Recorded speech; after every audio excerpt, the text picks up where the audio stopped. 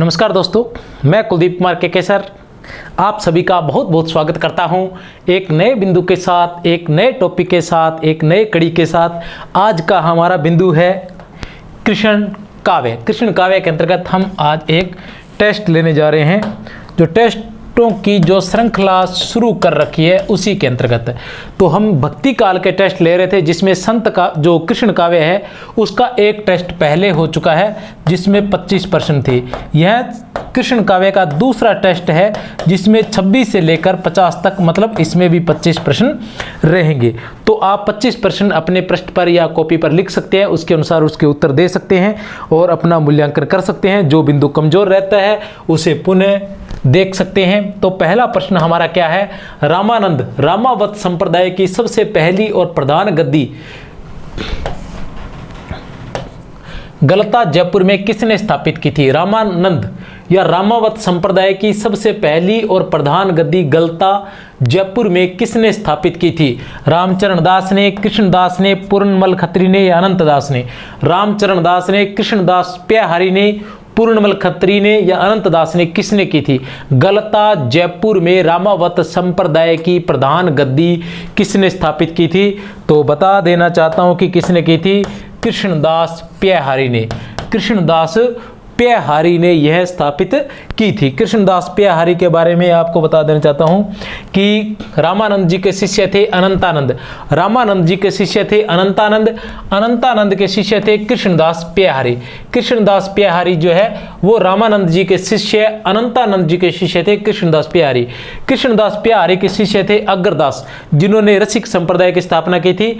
अग्रदास के शिष्य थे नाभादास, जिन्होंने भक्तमाल लिखी थी। नाभादास जिन्होंने भक्तमाल लिखी थी। भक्तमाल में 200 भक्तों का 316 छप्पे छंदों में वर्णन था। और नाभादास के जो शिष्य थे वो थे प्रियादास। नाभादास के शिष्य थे प्रियादास। ये इनके शिष्यों की परंपरा थी। इसी में चलते हैं आगे प्रश्न संख्या 27 पर। क्या है प्रश्न संख्या 27? प्रश्न संख्या 27 है नंददास कृत रास पंचाध्यायी। नंददास कृत रास पंचाध्यायी किस छंद में है? सोरठा में, उलाला में, रोला में या हरि गीतिका में? सोरठा में, उलाला में, रोला में या हरि गीतिका में? तो किस में है? रास पंचाध्यायी किस छंद में है आप बता सकते हैं। रास पंचाध्यायी के बारे में बता देना चाहता हूं किसकी रचना है। यह नंददास की रचना है। कौन थे नंददास? जिनका जन्म 1533 ईस्वी में हुआ था। अष्टछाप के कवि थे। क्या थे ये? अष्टछाप के कवि थे। किसके शिष्य थे? विठलनाथ के शिष्य थे। किसके शिष्य थे? विठलनाथ के शिष्य थे। अष्टछाप के कवियों में सबसे छोटे थे। अष्टछाप के कवियों में सबसे छोटे थे और जिन्हें रास पंचाध्यायी पर जड़िया की उपाधि प्राप्त हुई थी। किसकी उपाधि प्राप्त हुई थी? जड़िया की उपाधि प्राप्त हुई थी। रास पंचाध्यायी क्या थी? रास पंचाध्यायी जिसमें लौकिक और अलौकिक प्रेम को समान रूप से महत्व दिया गया या एक साथ चित्रण किया गया, जिसमें लौकिक और अलौकिक भक्ति कह सकते हैं। लौकिक और अलौकिक भक्ति का एक साथ चित्रण किया गया है रास पंचाध्यायी में। किसके द्वारा? नंददास के द्वारा। तो और रास पंचाध्यायी है जिसमें कितने अध्याय थे? 5 अध्याय थे। और जो किस छंद में है? रोला छंद में। किस छंद में है? रोला छंद में है ये। चलो आगे चलते हैं प्रश्न संख्या 28 पर। प्रश्न संख्या 28 है नंददास कृत रास पंचाध्यायी कितने अध्यायों में विभक्त है? तो कोई समस्या नहीं है। कितने अध्याय में विभक्त है? 5 में, 6 में, 7 में, 8 में। रास पंचाध्यायी कितने छंदों में है? कितने अध्यायों में? 5 अध्यायों में। 5 अध्यायों में है और रोला छंद में लिखी गई है। क्या? रास पंचाध्यायी। किसकी रचना है? नंददास की रचना है। संसार का इन्हें बड़ा गहरा अनुभव था। संसार का इन्हें बड़ा गहरा अनुभव था। ऐसे अनुभवों के मार्मिक पक्ष को ग्रहण करने की भावुकता इनमें अद्वितीय थी। आचार्य शुक्ल की उपयुक्त पंक्तियां किस कवि के लिए आई है? ये जो पंक्तियां हैं आचार्य रामचंद्र शुक्ल की किसके लिए है? क्या? संसार का इन्हें बड़ा गहरा अनुभव था। ऐसे अनुभवों के मार्मिक पक्ष को ग्रहण करने की भावुकता इनमें अद्वितीय थी। किन में थी? रहीम में, सुंदरदास में, लालदास में, धर्मदास में। रहीम में, सुंदरदास में, लालदास में या धर्मदास में? तो किस में थी? रहीम में। उत्तर है इसका रहीम। तो ये पंक्तियां किसके लिए आई है? रहीम के लिए आई हैं। किसके लिए आई है? रहीम के लिए आई है। रहीम कौन थे? रहीम के बारे में भी आपको बता देना चाहता हूं कि कौन थे रहीम। रहीम का पूरा नाम था, जन्म हुआ था इनका 1556 ईस्वी में। कब हुआ था जन्म इनका? 1556 ईस्वी में जन्म हुआ था। पूरा नाम था इनका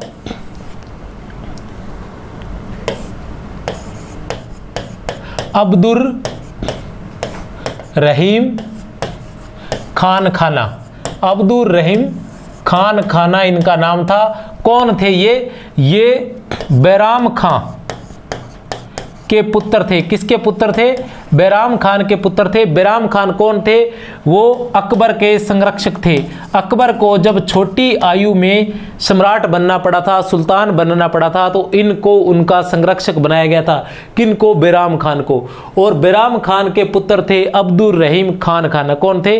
अब्दुर रहीम खान खाना। इन्हें उस समय के कर्ण के नाम से जाना जाता था।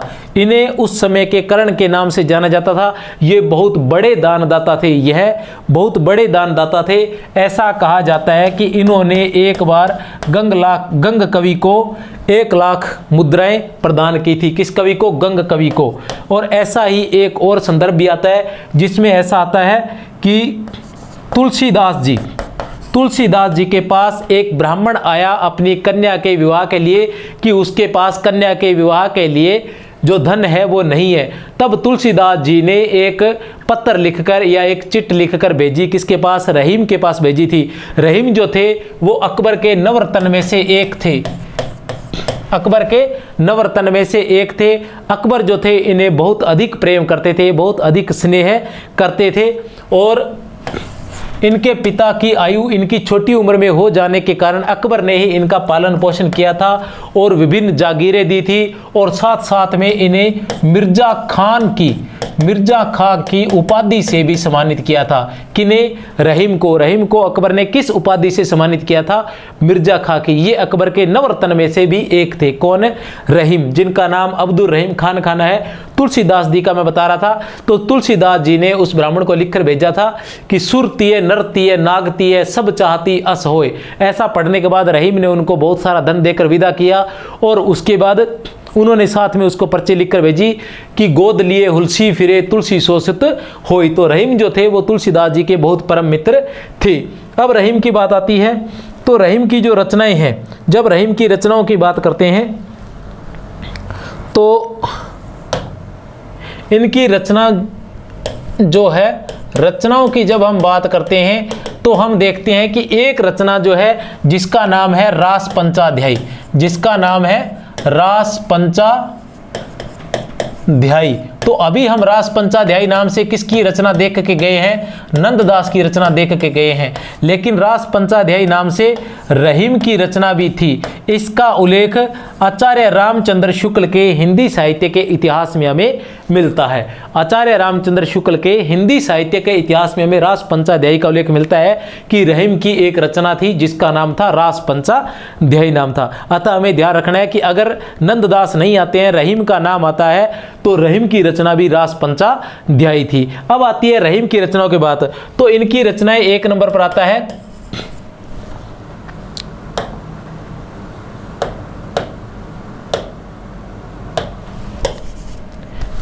एक नंबर पर इनकी रचना है खेट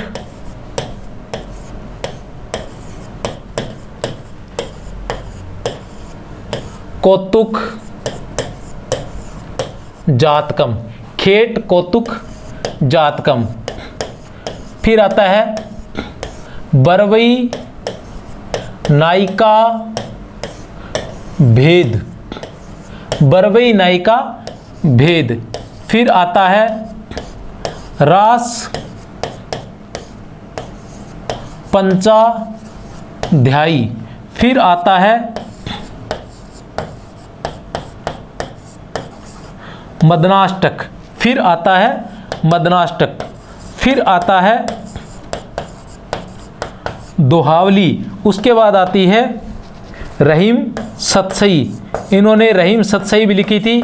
रहीम जो थे वो नीतिकार माने जाते हैं या नीति कवि माने जाते हैं। रहीम जो है वो क्या माने जाते हैं, नीति कवि माने जाते हैं। लेकिन इन्होंने आचार्य रामचंद्र शुक्ल के अनुसार इन्होंने केवल नीति पर ही नहीं लिखा था, मतलब सिर्फ नीति पर ही नहीं लिखा था कि नीति पर, इन्होंने नीति के सभी पक्षों की, इनकी जो रचनाएं थी वो बहुत मार्मिक थी। इनके पद जो थे वो बहुत ही मार्मिक थी नीति के साथ साथ इनकी रचना। इसके बाद आती है रहीम सतसई, श्रृंगार सोरठा अगर है। इसके अलावा 7 नंबर पर आती है हमारे पास श्रृंगार सोरठा, और 8 नंबर पर हमारे पास आ जाती है नगर शोभा।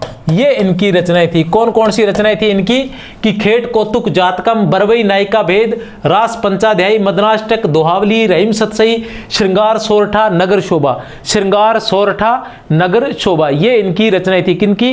रहीम की रचनाएं थी। रहीम के बारे में ऐसा कहा जाता है कि अंतिम समय में किसका, खुर्रम का शायद साथ देने के कारण इनको क्या है कि इनको जो नूरजहां थी उन्होंने इनको सजा दी और इनको जेल में डाल दिया था, लेकिन जहांगीर ने इन्हें माफ़ कर दिया, बाहर निकाल दिया था। लेकिन उसके बाद इनकी जो स्थिति थी जो वो काफ़ी कष्टदायक रही थी। ऐसा अलग अलग साहित्य में लिखा गया है। जो डॉक्टर नगेंद्र का हिंदी साहित्य का इतिहास है वह तो हमें यह बताता है कि जहांगीर ने इन्हें माफ़ कर दिया था और उसके बाद इनकी जो आर्थिक स्थिति थी वो फिर ठीक हो गई थी। लेकिन जो आचार्य रामचंद्र शुक्ल का इतिहास है उनमें बताया गया है कि इन्हें जेल में डाल दिया गया था, माफ़ भी कर दिया गया था, लेकिन उनकी उसके बाद उनकी आर्थिक स्थिति जो थी वो कमज़ोर रही थी। जो रहीम थे वो दानदाता थे और जब इनके पास जागीर नहीं रही, इनकी आर्थिक स्थिति जब इनकी कमज़ोर हो गई थी, तब इनके पास कोई दान लेने के लिए या इनके पास कोई याचक पहुंचता था तो इनको बड़ा दुख होता था। इन्हें यह दुख नहीं था आचार्य रामचंद्र शुक्ल के अनुसार कि मेरे पास धन नहीं है, लेकिन इन्हें यह दुख रहता था हमेशा कि वह किसी की सहायता नहीं कर पा रहे हैं। अब्दुल रहीम खान खाना। चलो देखते हैं आगे।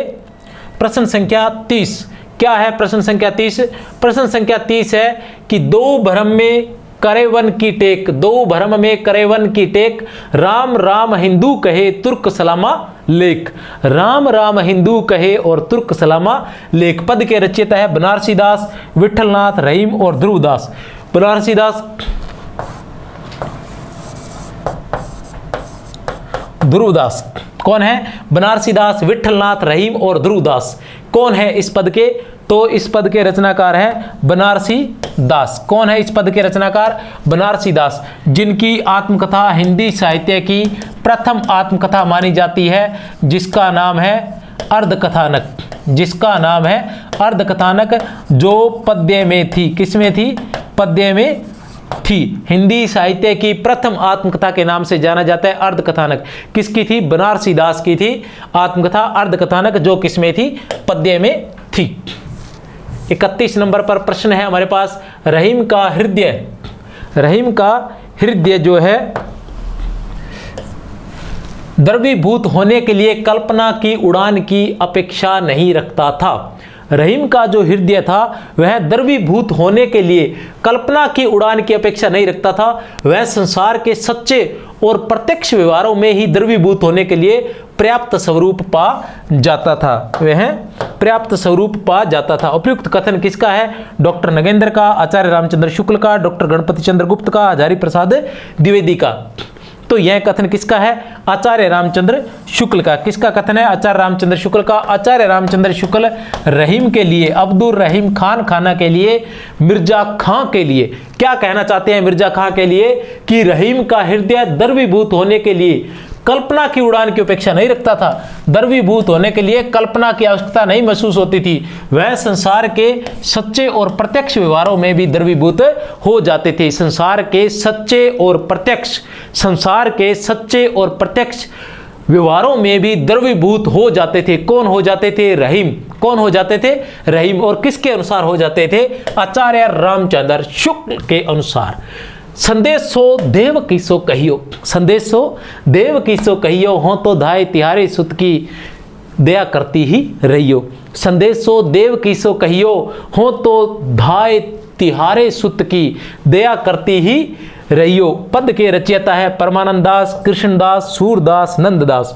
परमानंद दास, कृष्णदास, सूरदास, नंददास किसके पद है? ये सूरदास की, सूरदास जी के पद है। क्या है कि संदेशो देवकी सो कहियो।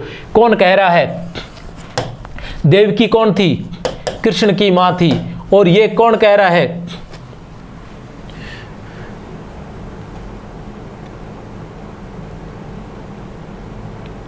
यशोदा। कौन कह रही है? यशोदा कह रही है। किसके लिए? देवकी को, कृष्ण के लिए कह रही है, क्योंकि कृष्ण को किसने पाला था? यशोदा ने पाला था। 33 नंबर पर है, इनकी उक्तियां ऐसी लुभावनी है। किनकी उक्तियां? इनकी उक्तियां ऐसी लुभावनी हुई कि बिहारी आदि प्रवृत्ति कवि भी, बिहारी जैसे कवियों ने भी उनमें से बहुतों का अपहरण करने का लोभ रोक न सके। आचार्य शुक्ल के अनुसार उपयुक्त पंक्तियां किस कवि की आई हैं? इनकी, अर्थात किनकी पंक्तियां ऐसी थी, किनकी पंक्तियां ऐसी लुभावनी थी कि जिनका अपहरण करने का लोभ बिहारी जैसे सर्वश्रेष्ठ कवि भी नहीं, लोभ से मुक्त नहीं हो पाए। उन्होंने भी उनकी बहुत सी पंक्तियों को वैसे के वैसे ले लिया था। तो ऐसे श्रेष्ठ कवि कौन थे जिनकी पंक्तियों को बिहारी को भी लेना पड़ा था, जिनकी पंक्तियों को लेने का लोभ बिहारी भी नहीं टाल पाए थे? सूरदास, रसखान, कबीरदास या रहीम? सूरदास, रसखान, कबीरदास, रहीम। उत्तर है रहीम। रहीम की पंक्तियां ऐसी लुभावनी थी कि उनको अपहरण करने का लोभ बिहारी भी नहीं छोड़ पाए थे। कथन किसका है? आचार्य रामचंद्र शुक्ल का कथन है। चलो आते हैं प्रश्न संख्या 34 पर। प्रभु मेरे अवगुण चित्त न धरो। प्रभु मेरे अवगुण चित्त न धरो। पंक्तियां किसकी हैं? सूरदास की, नंददास की, कृष्णदास की या चतुर्भुजदास की? सूरदास की, नंददास की, कृष्णदास की या फिर चतुर्भुजदास की? ये पंक्तियां किसकी है कि प्रभु मेरे अवगुण चित्त न धरो? तो किसकी है ये पंक्तियां? यह पंक्तियां हैं सूरदास की। किसकी पंक्तियां हैं? यह सूरदास की। चलो आगे चलते हैं प्रश्न संख्या 35 पर। क्या कहता है प्रश्न संख्या 35? प्रश्न संख्या 35 कह रहा है कि सुमेलित कीजिए। क्या सुमेलित कीजिए? आचार्य और उनके जन्म स्थान को सुमेलित कीजिए। एक तरफ आचार्य है, दूसरी तरफ उनका जन्म स्थान है। तो शंकराचार्य, शंकराचार्य का जन्म कहाँ हुआ था? शंकराचार्य का जन्म कहाँ हुआ था? शंकराचार्य का जन्म हुआ था केरल के कलादी ग्राम में। केरल के कलादी ग्राम में ये है। इसमें से आप देख सकते हैं, अपना उत्तर निकाल सकते हैं। मैं साथ का साथ बताता जाऊंगा, ठीक है। शंकराचार्य का जन्म कहाँ हुआ था? केरल के कलादी ग्राम में। फिर आता है रामानुजाचार्य। रामानुजाचार्य जो है, रामानुजाचार्य का जन्म कहाँ हुआ था? तिरुपति नगर आंध्र प्रदेश में। रामानुजाचार्य का जन्म तिरुपति नगर आंध्र प्रदेश में हुआ था। निम्बार्काचार्य का जन्म, इसके बाद आता है निम्बार्काचार्य। निम्बार्काचार्य का जन्म हुआ था वेलरी जिले में, मद्रास में। वेलरी जिले में, मद्रास में। और मध्वाचार्य जी का जन्म कहाँ हुआ था? कन्नड़ जिले के उडुपी नगर में। कन्नड़ जिले के उडुपी नगर में इनका जन्म हुआ था। तो इसमें से उत्तर कौन सा आएगा? ए का क्या है? 4। ए का 4। ये 2 आ रहे हैं, ये पहले से काट दिया, ये 3 रह गए जिनमें ए का 4 है। उसके बाद रामानुजाचार्य। रामानुजाचार्य बी का क्या है? 1। तो बी का 1, इन तीनों में बी का 1 है। अभी तक चलेंगे तीनों, यहाँ तक चल रहे हैं। बी का 1। उसके बाद आता है निम्बार्काचार्य। निम्बार्काचार्य का क्या है? 2। ये रहा 2, इनमें 3 है, इनमें 3 है, अतः यह उत्तर सही है। तो उत्तर हमारा होगा बी। उत्तर हमारा क्या है? बी होगा, ठीक है। चलो आगे चलते हैं। अब के राखी लेहू भगवान। अब के राखी लेहू भगवान। हो अनाथ बैठो द्रुमडरिया। हो अनाथ बैठो द्रुमडरिया, पारी दी साधे बान। अब के राखे लेहू भगवान, हो अनाथ बैठो द्रुमडरिया, पारी दी साधे बान। पद के रचयिता है सूरदास, कृष्णदास, नंददास या परमानंदास। सूरदास, कृष्णदास, नंददास या परमानंदास। तो कौन है इस पद के रचयिता है? इस पद के रचयिता है सूरदास। सूरदास जी ने लिखा था। सूरदास प्रारंभ में दास्य भाव के पद लिखते थे। किस भाव के लिखते थे? दास्य भाव के पद लिखते थे। और बाद में श्रृंगार भाव के और वात्सल्य भाव के पद लिखे थे। बाद में इन्होंने श्रृंगार भाव और वात्सल्य भाव के पद लिखे थे। प्रारंभ में ये दास्य भाव के पद लिखते थे। उन्हीं पदों में से एक पद है कि अब के राखी लेऊ भगवान, हूँ अनाथ बैठो द्रुमडरिया, पारी दी सादे बान। कि मैं अनाथ हूँ और पेड़ के नीचे छिपा हुआ बैठा हूँ, और जो पारीदी शिकारी जो है वो बान साध रहा है और मैं कभी भी मारा जा सकता हूँ, तो अब की बार मुझे बचा लीजिए। निशिदिन बरसत नैन हमारे, सदा रहस पावस ऋतु हम पे, जब ते श्याम सिधारे। निशिदिन बरसत नैन हमारे, निशिदिन बरसत नैन हमारे, निशिदिन बरसत नैन हमारे, सदा रहत पावस ऋतु हम पे, जब ते श्याम सिधारे। पद के रचयिता है सूरदास, नंददास, परमानंददास, कृष्णदास। सूरदास, नंददास, परमानंददास, कृष्णदास। कौन है? निशिदिन बरसत नैन हमारे, सदा रहत पावस ऋतु हम पे, जब ते श्याम सिधारे। किसका पद है? सूरदास का। किनका पद है? सूरदास जी का पद है। याद रखने का प्रयास करें, याद रखेंगे तो अच्छा रहेगा बहुत। उसके बाद आता है 38।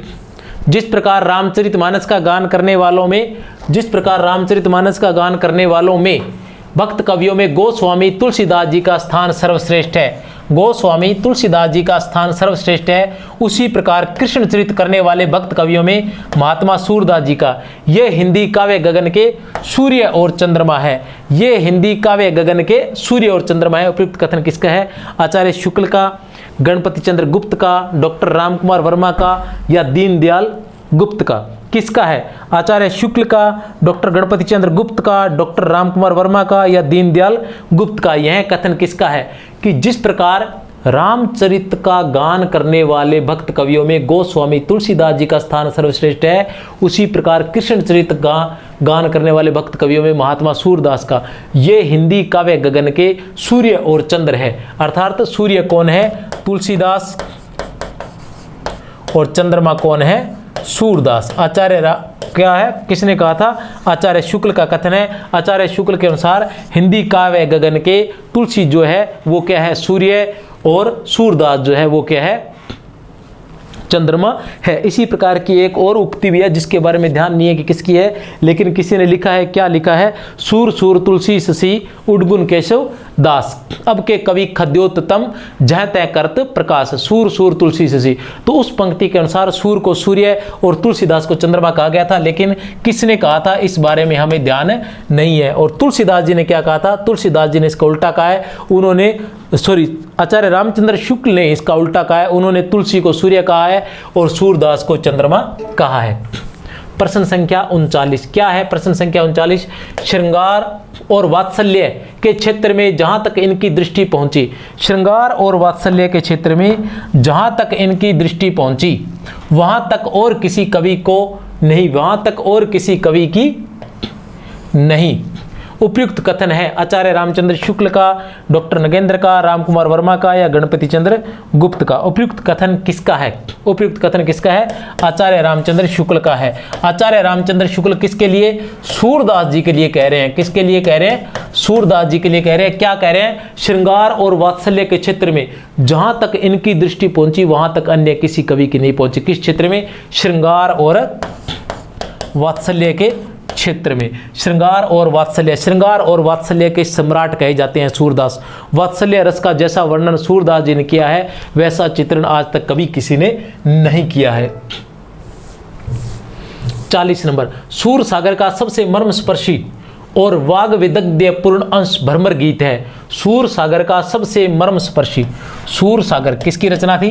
सूरदास की रचना है। सूर सागर बड़ा विशाल ग्रंथ है जो सबसे, इसका जो मर्मस्पर्शी और वाग विदग्ध पूर्ण अंश क्या है? भ्रमर गीत है। ऐसा किसने कहा है? डॉक्टर नगेंद्र ने, आचार्य शुक्ल ने, दीनदयाल गुप्त ने, हजारी प्रसाद द्विवेदी ने। तो हो सकता है कि अन्य ने भी कहा हो, लेकिन ऐसा का ऐसा यह जो कथन है, यह कथन कैसा है? यह कथन किसका है? यह कथन है आचार्य रामचंद्र शुक्ल का। हमें कथन का भी ध्यान रखना है कि कथन किसका है? आचार्य रामचंद्र शुक्ल का कथन है। इसके बाद आता है प्रश्न संख्या 41।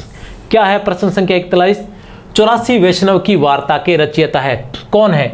84 वैष्णव की वार्ता के रचयिता कौन है? यदुनाथ, हरिराय, गोकुलनाथ और विठलनाथ। यदुनाथ, हरिराय और गोकुलनाथ। कौन है? 84 वैष्णव की वार्ता के रचनाकार है सी गोकुलनाथ। कौन है? गोकुलनाथ। 84 कौन थे? वल्लभाचार्य जी के शिष्य थे। किसके थे? वल्लभाचार्य के शिष्य थे। कितने थे? 84 शिष्य थे, जिस पर इन्होंने लिखा था 84 वैष्णव की वार्ता। गोकुलनाथ की दूसरी रचना थी 252 वैष्णव की वार्ता। ये 252 वैष्णव कौन थे? ये विठलनाथ के शिष्य थे। कौन थे? विठलनाथ के शिष्य थे। 252 वैष्णव की वार्ता थी, विठलनाथ के शिष्य थे। किसने लिखा था? गोकुलनाथ ने। 42 नंबर पर आता है, पुष्टि मार्ग को जहाज जात है, सो जाको कछु लेना होए सो लेऊ। पुष्टि मार्ग को जहाज जात है, पुष्टि मार्ग को जहाज जात है, सो जाको कछु लेना होए सो लेऊ। पुष्टि मार्ग को जहाज जात है। बहुत ही महत्वपूर्ण प्रश्न है कि पुष्टि मार्ग को जहाज जात है, जाको कछु लेना होए सो लेऊ। ये ऐसा किसने कहा था? चतुर्भुज दास ने, विठलनाथ ने, गोकुलनाथ ने या परमानंद दास ने? किसने कहा था ऐसा? किसने कहा था? विठलनाथ ने। किसने कहा था? विठलनाथ ने। किसके लिए? सूरदास के लिए। जब सूरदास की मृत्यु होने वाली थी या वह इस संसार को छोड़कर जाने वाले थे, तब गोकुलनाथ ने कहा था, सॉरी विठलनाथ जी ने कहा था, विठलनाथ जी ने कहा था कि पुष्टि मार्ग को जहाज, पुष्टि मार्ग का जहाज किसे कहा जाता है? सूरदास को। किसको कहा जाता है? सूरदास को पुष्टि मार्ग का जहाज कहा जाता है। ऐसा ही कथन एक और है, ऐसा ही कथन एक और है कि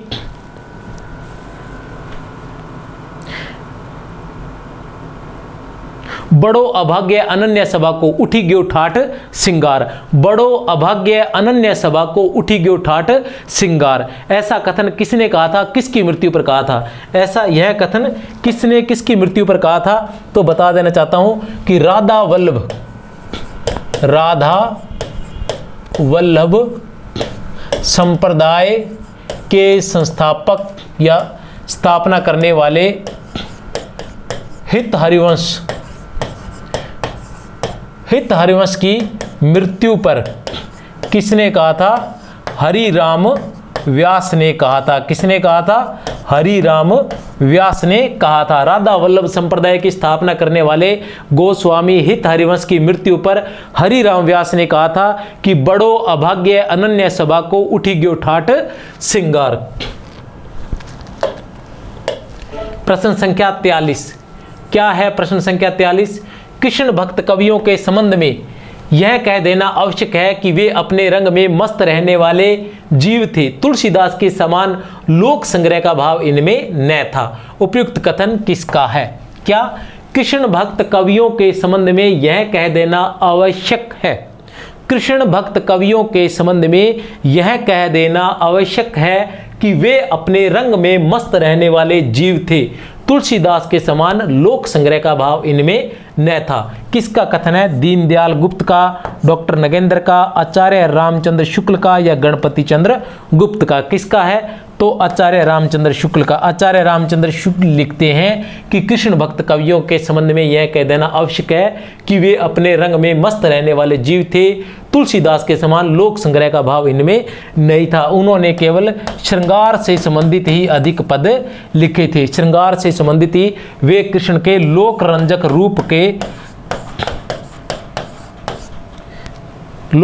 रूप का ही चित्रण उन्होंने किया था। सूरदास से संबंधित संगत कथन है। सूरदास से संबंधित संगत कथन है। सूरदास कृत सूरसागर का उपजीव्य ग्रंथ भागवत पुराण है। सूरसागर का उपजीव्य ग्रंथ भागवत पुराण है। सूरसागर की रचना भागवत की द्वादश स्कंदों की पद्धति में हुई है। भागवत की पद्धति पर द्वादश स्कंदों में हुई है। सूरसागर की रचना द्वादश स्कंद मतलब 12 स्कंदों में हुई है। सूर की दृष्टि कृष्ण के लोक रंजक रूप पर ही अधिक रही है। लोक रंजक रूप पर ही दिख रही है। उपयुक्त सभी कौन सा है? तो उपयुक्त सभी। सूरदास से संबंधित उपयुक्त सभी कथन जो है वो सही है। प्रत्येक कथन से एक प्रश्न बन सकता है, तो हमें ये सभी कथन जो है वो याद रखने हैं कि सूरदास कृत सूरसागर का उपजीव्य ग्रंथ क्या है? तो भागवत है। उपजीव्य ग्रंथ क्या है? भागवत पुराण है। सूरसागर की रचना भागवत की पद्धति पर कितने स्कंदों में हुई है? तो 12 स्कंदों में हुई है। कितने स्कंदों में? 12 स्कंदों में हुई है। सूर की दृष्टि कृष्ण के किस रूप पर रही है? लोकरंजक रूप पर अधिक रही है। 45 प्रश्न संख्या 45 है कि सूर की भक्ति पद्धति का मेरुदंड, भक्ति पद्धति का मेरुदंड क्या है? सूरदास की भक्ति पद्धति का, सूरदास किसके भक्त थे? कृष्ण के भक्त थे। किसके भक्त थे? कृष्ण के भक्त थे। तो उनकी भक्ति का मेरुदंड क्या है? पुष्टि मार्गीय भक्ति, सूरसागर, साहित्य लहरी या सूर सरावली? उनकी भक्ति पद्धति का मेरुदंड क्या है? उनकी भक्ति पद्धति का पुष्टि मार्गीय भक्ति जो है वो उनकी भक्ति पद्धति का मेरुदंड है। साहित्य लहरी में कितने दृष्टिकूट पदों का संग्रह है? साहित्य लहरी में कितने दृष्टिकूट पदों का संग्रह है? 110, 112, 118, 125। कितने दृष्टिकूट पद है? दृष्टिकूट पद है। क्या है? दृष्टिकूट पद है। कितने हैं? 118। 118 दृष्टिकूट पद है, जिसमें 118वां पद जो है वो अप्रमाणिक माना गया है। ऐसा कहा गया है कि इस पद में सूरदास को चंद्रबरदाई का वंशज माना गया है। उर में माखन चोर गड़े, अब कैसे हूँ निकसत नाही, उदो तिरछो वह जुड़े। उर में माखन चोर गड़े, अब कैसे हूँ निकसत नाही। उर में माखन चोर गड़े, अब कैसे हूँ निकसत नाही, उदो तिरछे है जू अड़े। किसका पद है ये? कृष्णदास का, सूरदास का, कुंभनदास का, चतुर्भुज दास का? किस दास का पद है ये? तो आपको बता देना चाहता हूं कि किस दास का पद है ये? सूरदास का। किसका है? सूरदास का पद है। देखते हैं प्रश्न संख्या 48 क्या है। प्रश्न संख्या 48, इनमें रचना और रचनाकार से संबंधित असंगत कथन है। इनमें रचना और रचनाकार से संबंधित कौन सा विकल्प असंगत है? रास पंचाध्यायी किसका है? रास पंचाध्यायी नंददास का, हित तरंगणी सेनापति का, विज्ञान गीता केशवदास का, ध्यान मंजरी अग्रदास का? तो किसका? यहाँ प्रश्न की पुनरावृत्ति हो चुकी है, लेकिन फिर भी अपने फिर से देख लेते हैं, ठीक है ना। रास पंचाध्यायी किसकी थी? नंददास की थी, बिल्कुल सही बात है। हित तरंगणी किसकी थी? हित तरंगणी किसकी है? कृपाराम की है। हित तरंगणी किसकी है? कृपाराम की है। अतः असंगत कौन सा है? बी। बी जो है वो असंगत है। विज्ञान गीता किसका है? केशवदास का है। ध्यान मंजरी किसका है? अग्रदास का है। कोई समस्या यहाँ नहीं है। प्रश्न संख्या 49, मध्यकालीन कृष्ण भक्ति संप्रदायों में राधा वल्लभ संप्रदाय के प्रवर्तक कौन थे? राधा वल्लभ संप्रदाय के बहुत बार बता चुका हूं। मध्यकालीन कृष्ण भक्ति संप्रदायों में राधा वल्लभ संप्रदाय के प्रवर्तक इनमें से कौन से? गोसाई हित हरिवंश, स्वामी हरिदास, चैतन्य महाप्रभु, गोस्वामी विठलनाथ। कौन थे? राधा वल्लभ संप्रदाय। राधा वल्लभ संप्रदाय के संस्थापक कौन थे? गोसाई हित हरिवंश। कौन थे? गोसाई हित हरिवंश राधा वल्लभ संप्रदाय के संस्थापक थे। इनका जन्म 1502 में हुआ था। 1534 ईस्वी में राधा वल्लभ संप्रदाय की स्थापना की थी गोसाई हित हरिवंश ने।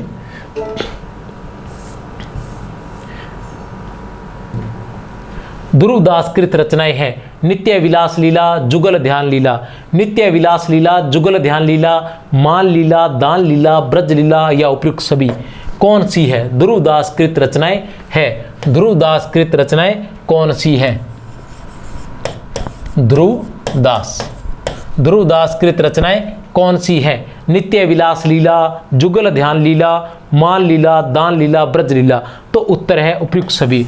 उपयुक्त सभी रचनाएं किसकी है? ध्रुवदास की। नित्य विलास लीला, जुगल ध्यान लीला, मान लीला, दान लीला, ब्रज लीला, उपयुक्त सभी रचनाएं किसकी है? ध्रुवदास की है। ध्रुवदास ने लगभग 40 ग्रंथों की रचना की थी। कितने ग्रंथों की? इनकी रचनाओं की संख्या 40 मानी जाती है, जो शायद कृष्ण काव्य में सर्वाधिक मानी जाती है। कृष्ण काव्य में सर्वाधिक मानी जाती है ध्रुवदास की रचनाएं। तो इसी के साथ हमारा कृष्ण काव्य का जो कृष्ण काव्य भाग 2 जो है वह पूर्ण हुआ। अब इससे संबंधित अन्य प्रश्न अगर होंगे तो मैं आपके सामने लेकर जरूर उपस्थित होंगे। इसके बाद इंतजार राम भक्ति काव्य का। तो बहुत बहुत शुभकामनाएं। जय हिंद, जय भारत, सत श्री अकाल, ओके बाय, टाटा।